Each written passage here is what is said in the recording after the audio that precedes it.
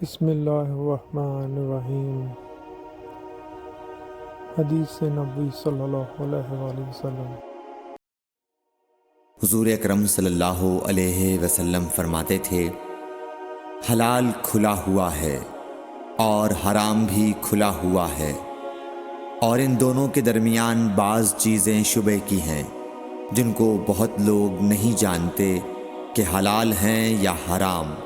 پھر جو کوئی شبہ کی چیزوں سے بھی بچ گیا اس نے اپنے دین اور عزت کو بچا لیا، اور جو کوئی ان شبہ کی چیزوں میں پڑ گیا اس کی مثال اس چرواہے کی ہے جو شاہی محفوظ چراگاہ کے آس پاس اپنے جانوروں کو چرائے۔